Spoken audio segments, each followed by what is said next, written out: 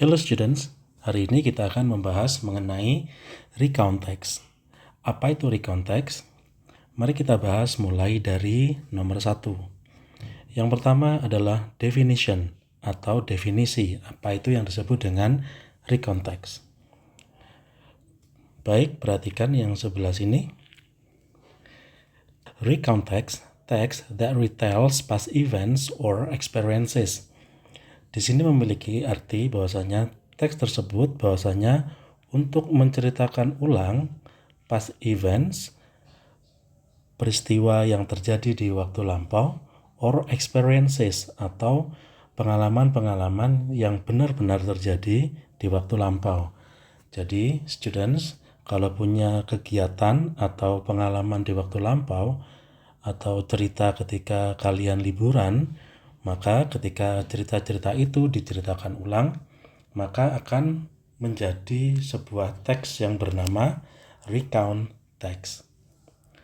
Lalu yang kedua, kita akan memahami tentang purpose, atau di sini diartikan dengan tujuan. Nah, apa tujuan dari recount text?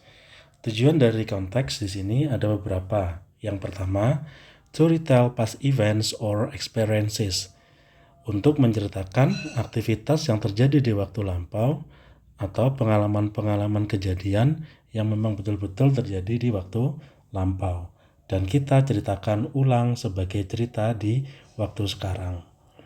Yang kedua, to inform the readers about what happened in the past, untuk menginformasikan kepada pembaca tentang apa saja yang terjadi di waktu lampau.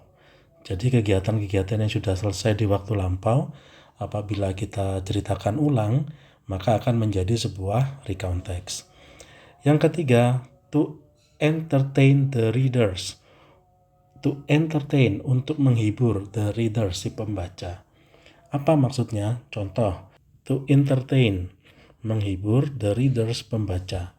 Contoh, apabila kita memiliki cerita-cerita lucu di waktu lampau, lalu kita coba tulis, lalu si pembaca ketika membaca tulisan kita atau mendengarkan cerita kita, lalu dia terhibur dan tertawa.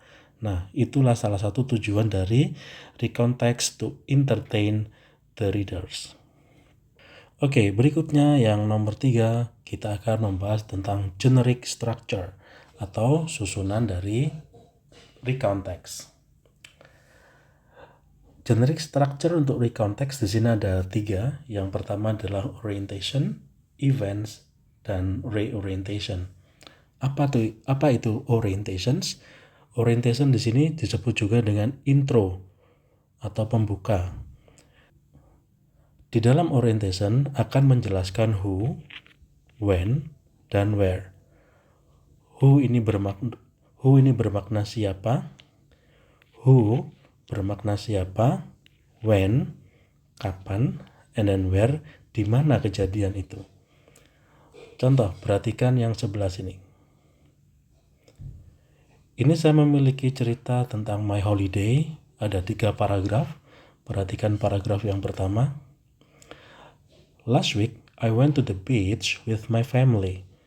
Paragraf pertama ini disebut orientation. Kenapa? Karena menjawab who, siapa yang berlibur, I and my family. And then when, kapan berliburnya, last week. And then where, di mana, to the beach. Nah, itu salah satu ciri dari generic structure di bagian orientation pada recount text. Selanjutnya, kita masuk ke events. Events juga disebut dengan chronological. Chronological itu adalah urut-urutan peristiwa yang memang betul-betul terjadi, lalu kita ceritakan ulang. Di dalam events akan membahas tentang what happened, apa yang terjadi. Diikuti dengan chronologicalnya, bisa menggunakan first, second, or next. Contoh, first, pertama-tama, we swam, kita berenang. Then, kemudian, we built a sand castle. Nah, pertama-tama dan then ini disebut dengan chronological. Jadi cerita itu adalah berurutan. Jadi berenang dulu, setelah berenang kemudian membangun sebuah kastil dari pasir. Berikutnya yang di bagian C, reorientation atau closing. Di dalam reorientation ini berisi tentang bagaimana writer's feeling, perasaan si penulis, atau juga bisa diisi dengan komen. Contoh, di paragraf ketiga sebelah sini, we felt very happy before going home.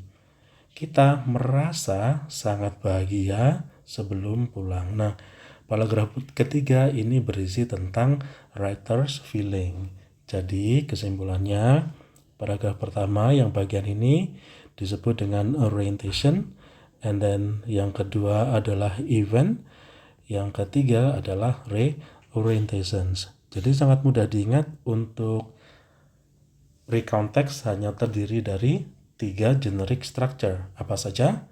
Orientation, event, dan reorientation. That's good. Good job. Berikutnya yang terakhir, di nomor 4 kita akan bahas tentang language features. Apa itu language features? Language features itu adalah hal-hal yang harus ada di dalam recount text. Contoh, recount text itu wajib menggunakan simple past tense. Kenapa? Karena di dalam recount text semua kalimat dan ceritanya ini adalah cerita-cerita yang diceritakan ulang dari kejadian yang betul-betul terjadi di waktu lampau. Lalu menggunakan action verb, kata kerja. Lalu menggunakan time connectors. Apa itu time connectors? Time connectors chronological pada paragraf kedua. Bisa menggunakan first, and then, kemudian, and then after that, setelah itu, finally, pada akhirnya, next, lalu, kemudian, nah seperti itu. Jadi students, untuk recount text ini adalah teks atau cerita yang kita ceritakan ulang berdasarkan aktivitas yang memang betul-betul terjadi di waktu lampau. Oke, easy right? Oke, sampai ketemu di pertemuan berikutnya.